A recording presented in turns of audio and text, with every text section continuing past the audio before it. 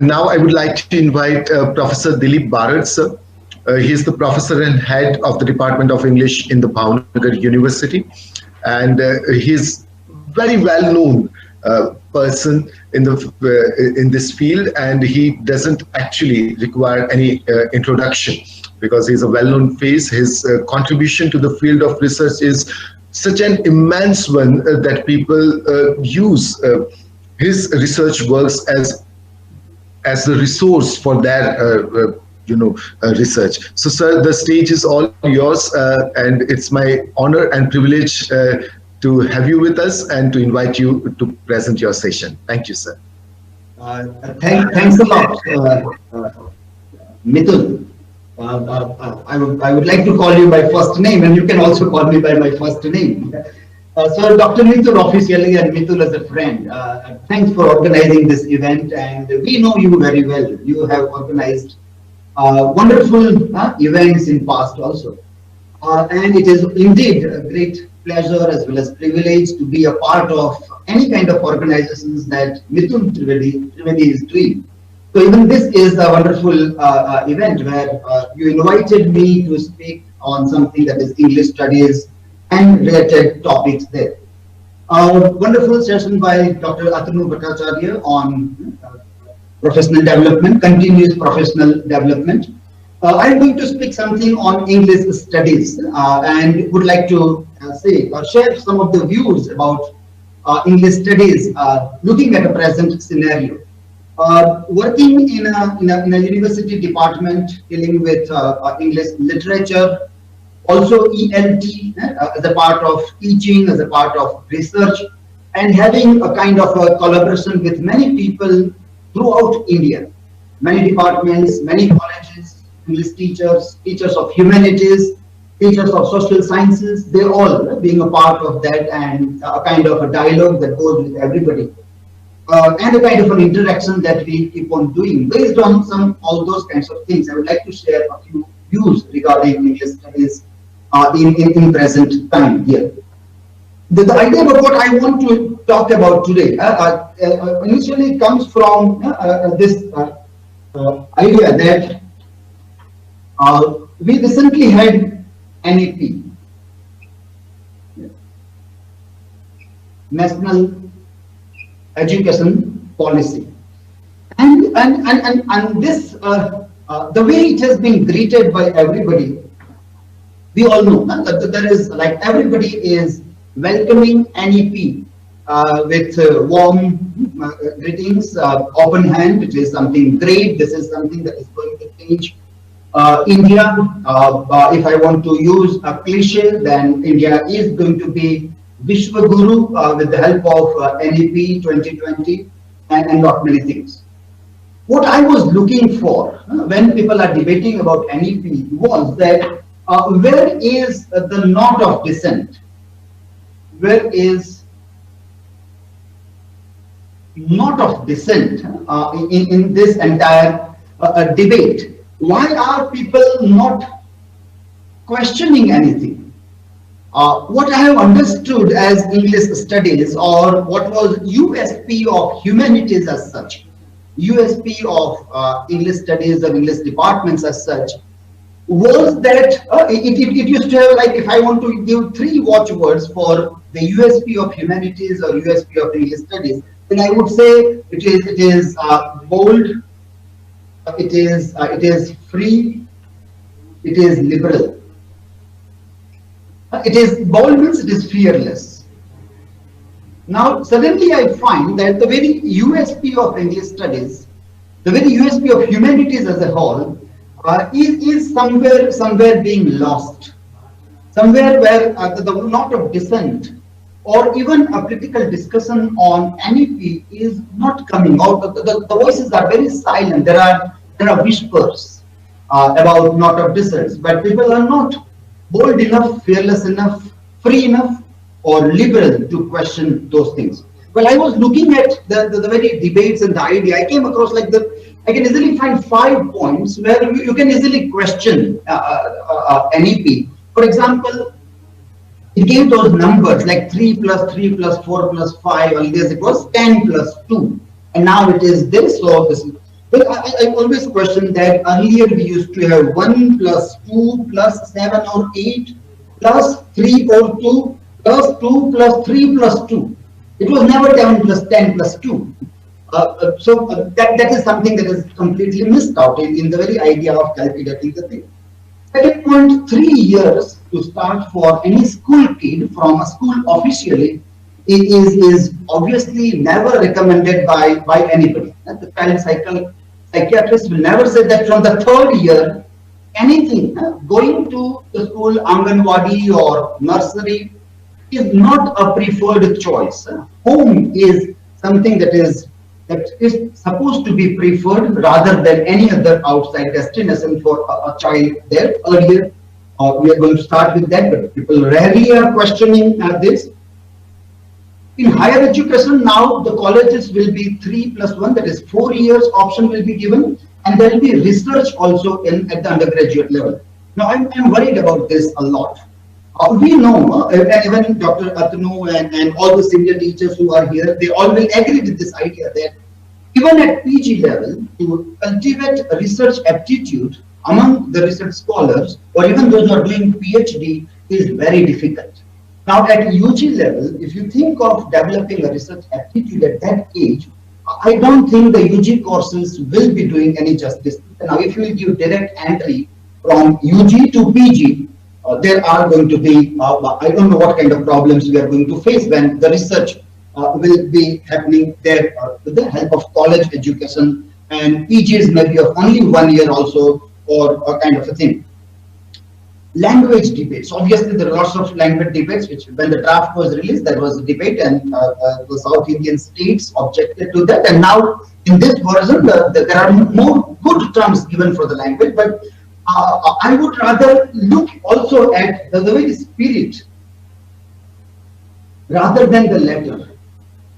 And the spirit of this NEP, or the way we think of the language debate in this, we'll try to connect with this post-colonial project also to see what we need to question in this very idea of the language debate.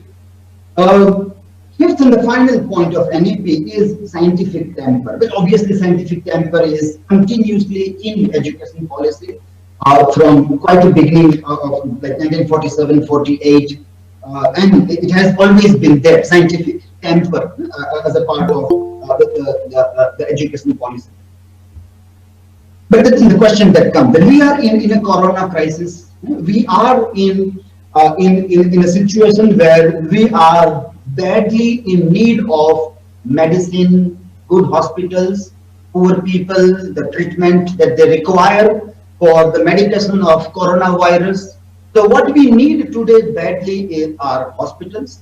Not only we, but all the countries. Now imagine, for example, we are getting the news that Pakistan or Bangladesh or any Saudi Arabian countries, the poor countries rather, not the rich countries, are planning to have a mosque instead of hospital.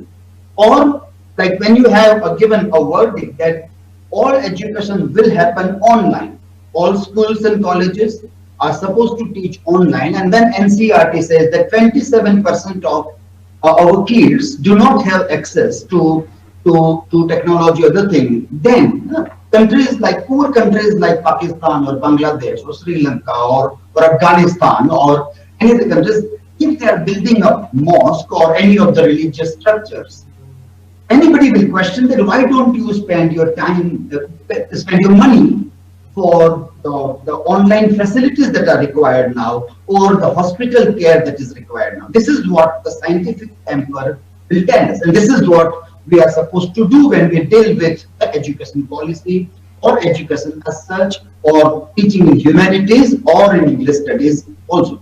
But rarely people are questioning or debating about this point. That is one of the concerns there. So when we failed to have a knot of dissent, when we fail to examine or fearlessly, liberally, with open mind, when we fail to express ourselves, at that time, the very first question that comes in my mind is that, is this what is the problem of our post-colonial project? has our post-colonial project somewhere gone wrong or what? Because the very idea of post-coloniality was that you are supposed to be anti your Eurocentric viewpoint, you are supposed to be anti anti anything that is British Raj, and what you have to do is a kind of nativism. Yes. You're supposed to be vocal for local.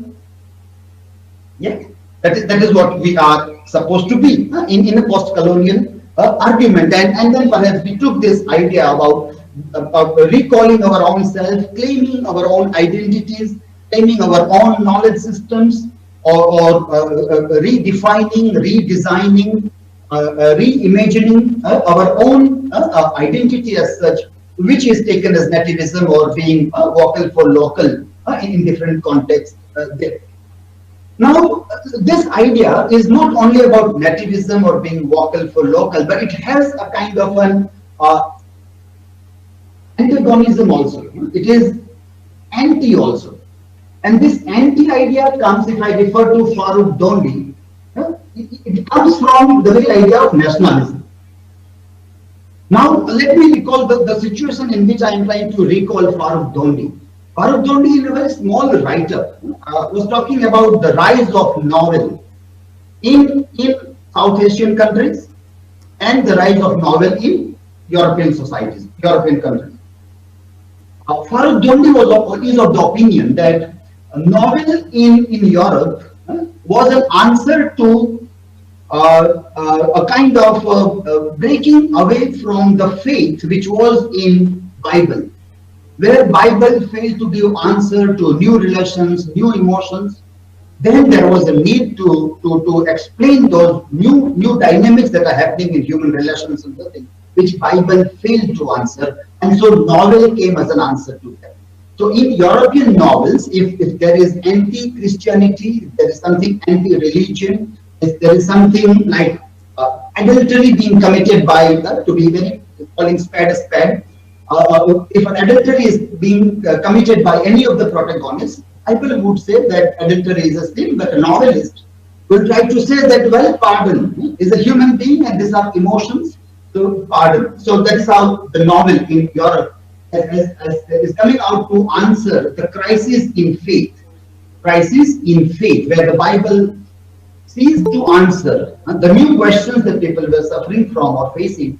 Novel came as an answer. So novel is accepted as something which is going to question the mores of society, the traditional way of looking at the thing. That is obviously the role of a novel. In India or in South Asia, for example, the rise of novel is rooted in nationalism. So there is a freedom struggle going on, and then there is the rise of novel writing in English language also. Now, when there is a freedom struggle going on, obviously you require a kind of a metaphor for a nation. You will call it mother, and all those kinds of emotional metaphors are easily given to the identity of nation, because that is need of the art. You need it because you want to keep people together, and so the nationalism, the very idea, is very important at that moment of time. Novel is rising out of that. So obviously all those novels are bound to speak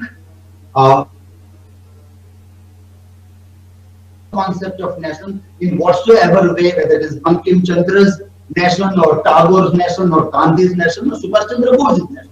But nation remains at the center with all those different varied but opposite concepts that remains at the center. Now, after 47, we are far away from 74 years ahead of that time now. But somehow we are still not free from the very notion of nationalism. This is still there. So we still today want our literary writers, our thinkers, our policy makers, with the help of a post-colonial project, to be anti-British Raj even today.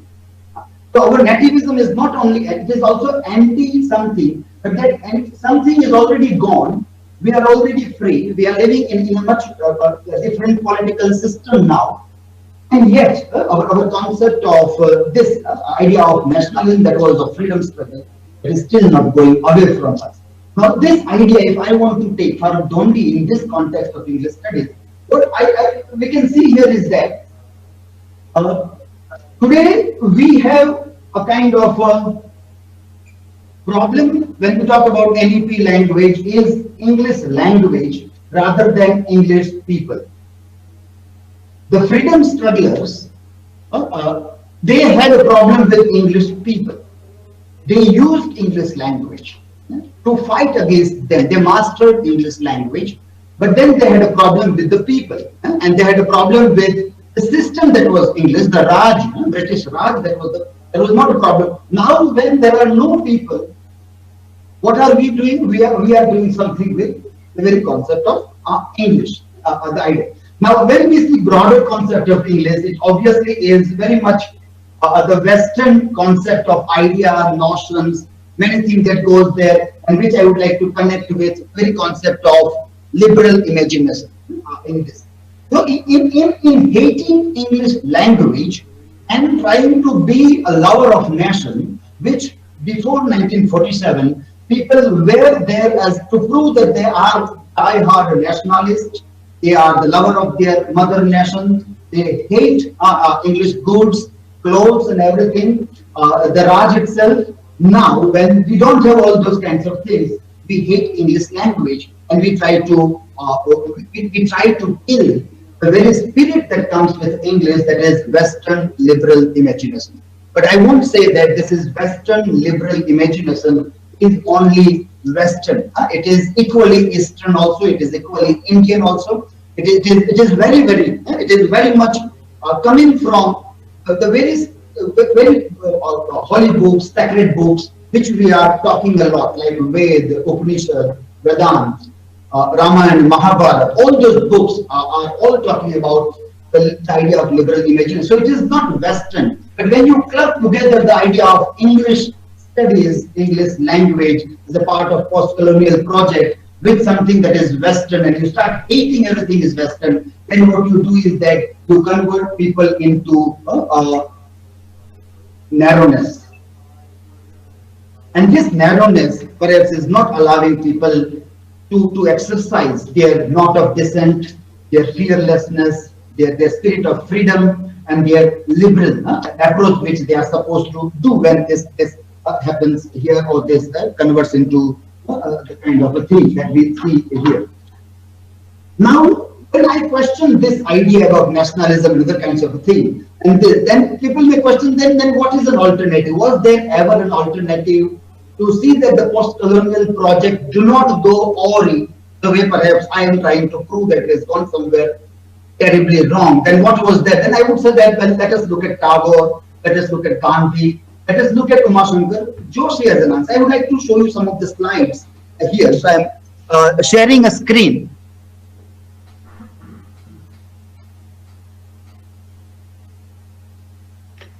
In this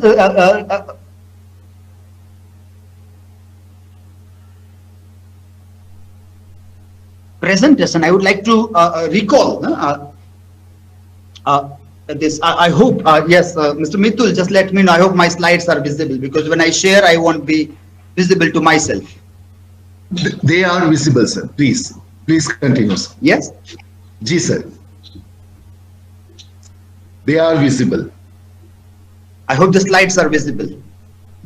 Yes, sir. They are visible.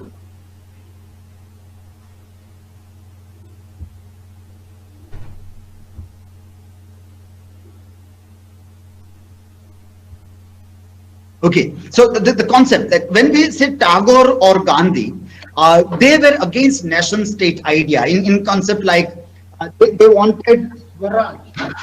The debate between Swaraj and Suraj, so they obviously were for Suraj. There is good governance rather than Swaraj. For Tagore, the concept of India was not territorial but ideational. India for him was not a geographical expression but an idea. His view of nationalism was more about spreading a homogenized universalism than seeking political freedom for India. And for even Gandhi also, the freedom was to bring peace in the world. So that was the concept. That was not only, though rooted in nativism, but it was not only very native concept that Tagore or Gandhi were concerned about. They had a much larger way of looking towards the universalism, homogenization of the entire global. The word global was not in fashion in those years, but there was a world kind of an idea, world as a home, a kind of an idea that they were looking at it. But along with Tagore and Gandhi, Uma Shankar Joshi is a very interesting figure, and somewhere he was very prophetic also. Today, when we try to look at English studies and the things that go on, and many things that were supposed to be very natural to English studies are now questioned in a different way. At that time, Uma Shankar Joshi's observations are very interesting to keep in mind. Uma Shankar Joshi is a Gujarati poet, critic. And this lines which I have taken here was published in Sahitya Akademi's English Literature Journal, translated by Sachidanand. K. Sachidanand has translated these lines which I am sharing here. Uma Shankar Joshi, the idea of Indian literature when he talks, Indianness is rather an ongoing search for a vision of a pattern of Indian literature and culture to which the literature and culture in every part of the country is more or less converging. We should always be viewing the composite identity of Indian literature within the parameters of the composite culture of India, which obviously we know is very diversified. True Indianness transcends India, and genuine Indianization is a synonym for humanization. This is something that we need to recall a lot in the time in which we are living also. True Indianness transcends India, and genuine Indianization is a synonym for humanization. Indian ethos is one of synthesis rather than exclusiveness. And he also was there for plea for Swaraj in ideas.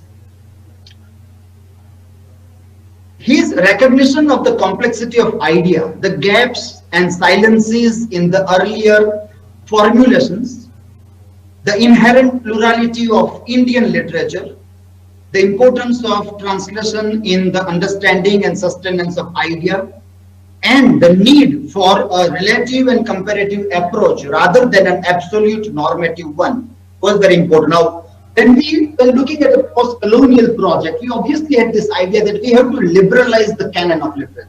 We have done that also. Uma Shankar Joshi also is talking that we need to liberalize the canon, which is a Western Eurocentric canon of literature. But at the same time, if we try to replace the oneness of European with the oneness of India, then there are terrible problems. That is what is happening here also, that when we try to impose oneness, instead of hating one language, that is English language, which was imposed upon the people, and today we want to remove it under the education policy. So there are no clear-cut lines, but the spirit of education policy.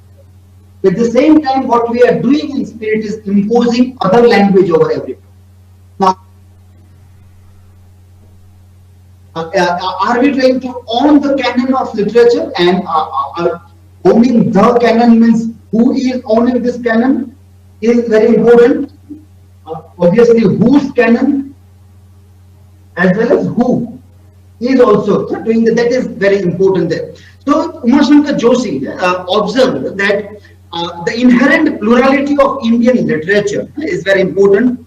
Translation will play a very vital role, and need for a relative and comparative approach rather than absolute and normative one. That is there. And then this final one is something that is very, very important. He recognized, Uma Shankar Joshi recognized possibility of the idea. He was careful to distinguish himself from these dogmatists who refused to recognize the multi-religious, multi-ethnic and multicultural nature of the country and its literature that lends itself to a plurality of Uma Shankar Joshi, that he was able to say this very boldly, very openly, which obviously I think that even today, to make such a statement here is not an easy task. He recognized possibility of the idea being hijacked by the right-wing Hindu ideologues, and any kind of dogmatism was what he said that one has to be very careful of. But this is where this point comes. That where is this knot of dissent? Where is this fearlessness? There is spirit of freedom. There is that liberalism. That why people are not speaking. What is the English studies doing? And that becomes a concern in this very idea there.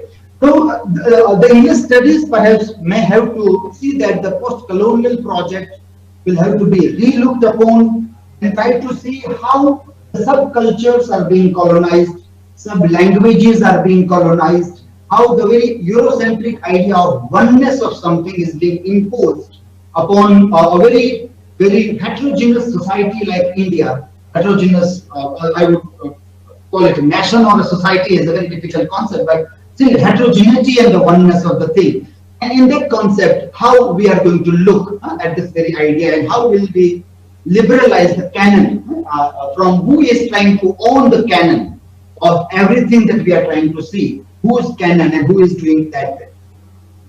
Lionel Trilling's The Liberal Imagination is a very interesting work. It was written in 1950s. It becomes something important to recall this book. This book was obviously at that time, it was anti-communism.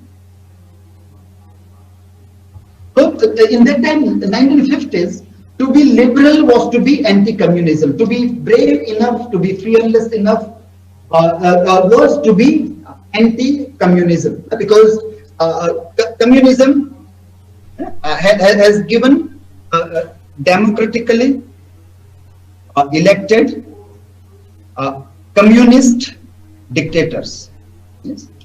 Because communism in this 1950s time has given democratically elected communist dictators, and so George Orwell's 1984 and many such works which are being discussed by Lionel Trilling in The Liberal Humanism in this. But we are not in 1950s now. We are in 2020. So from 1950 to 2020, when we move on, what sort of liberal humanism is what is required here today is perhaps something like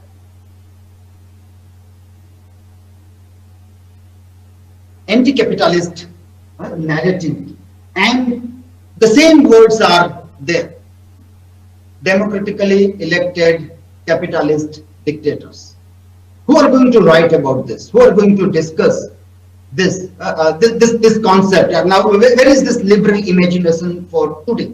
Not 1950s liberal imagination, but that of 2020s, which becomes very significant and very important for today's time. So how are English studies going to answer these questions about what it was always trying to do? Like 20th century, they have stood very strong like a hard rock against all kinds of dogmatists, all kinds of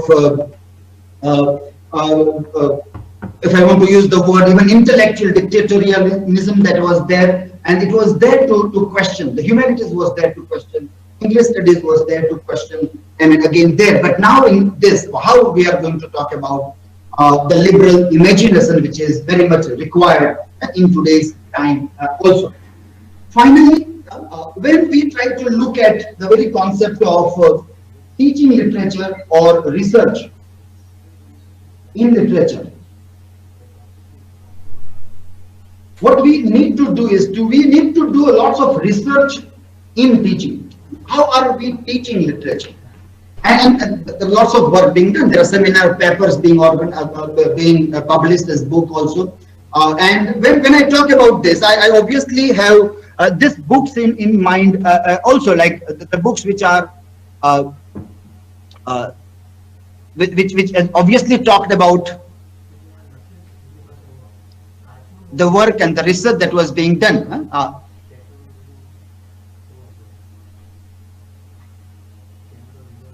The Masks of Conquest by Gauri Vishwanathan, The Lie of the Land, English Literary Studies in India by Rajeshwari Sundararajan, Provocations by Sudhakar Marathe, Thinking English by Swati Joshi, Subject to Change by Suzy Tharoor, English Studies. This book also recently published, English Studies in Indian University, The Present Scenario by Ravindra Rao Tasildar, which has tried to see that what has gone into teaching and research in this context. But what point that finally I want to make and say is that